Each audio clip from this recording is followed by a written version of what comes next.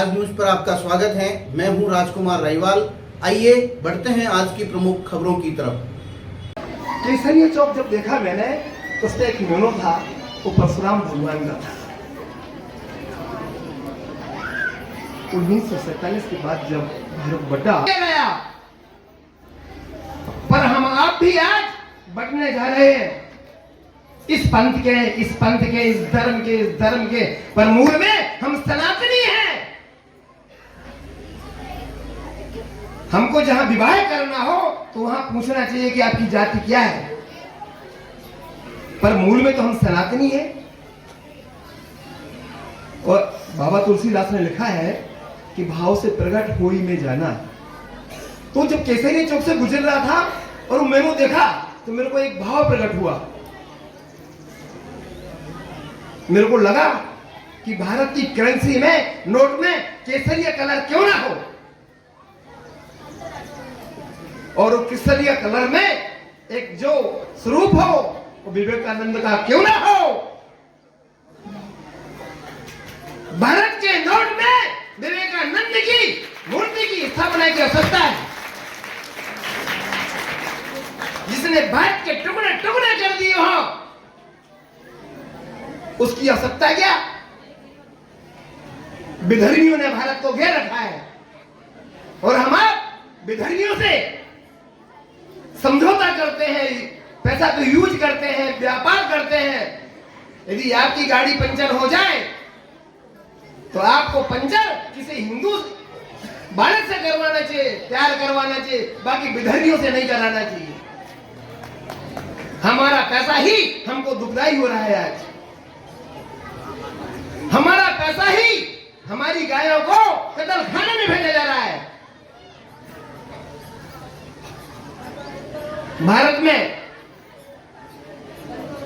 बहुत से कत्ल खाने थे जो कि मोदी और योगी ने खत्म करा दिए।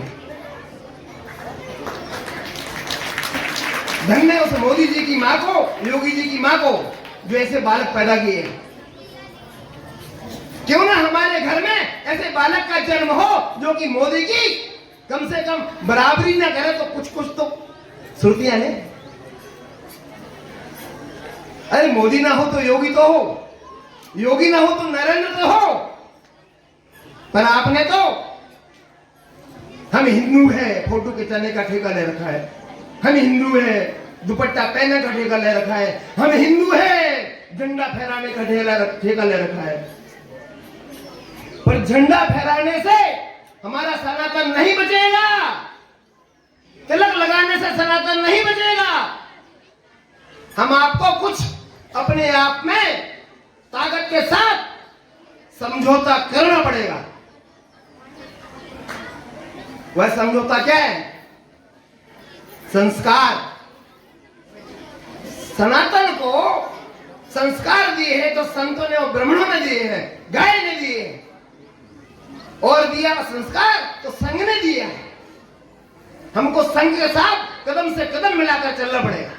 तो हमने कितना विकास किया आप लोगों को समझ में आ जाना चाहिए।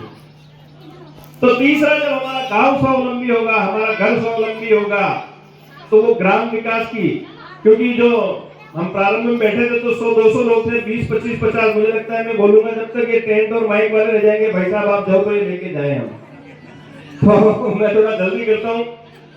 तो तीसरा विषय ये है। चौथा विषय जो है वो है अपना मूल विषय है, मेरा विषय है पर्यावरण का विषय। हमने कोरोना काल देखा, हमारी गौ माता, धरती माता, गंगा माता की स्थिति देखी। आज हम क्या करते हैं, घर के बाहर का बड़ा पेड़ काट देते हैं, चिड़िया नहीं है, केवल कबूतर, पक्षी के नाम पे कबूतर दिखता है। तो ऐसी कई बीमारियां पर्यावरण इंबैलेंस के कारण हो गई। हमारे कई तीर्थ स्थान खत्म होने की कगार पर है। कोरोना में मेरे सामने का एक वाकया हुआ। कोरोना में हम दोनों कोरोना की लहर में घर पे नहीं बैठे संघ के लोग, तो कर्नाटक से एक आदमी मोटरसाइकिल के ऊपर ऑक्सीजन का सिलेंडर लेने के लिए आया। दुर्भाग्यवश अपने बेगू में भी कोई ऐसी जाने गई होगी जिनको ऑक्सीजन लेवल कम हो गया। जिम्मेदार कौन? इसका चिंतन भी हम सबको करना है। और पांचवा जो मूल विषय है वो है स्वदेशी।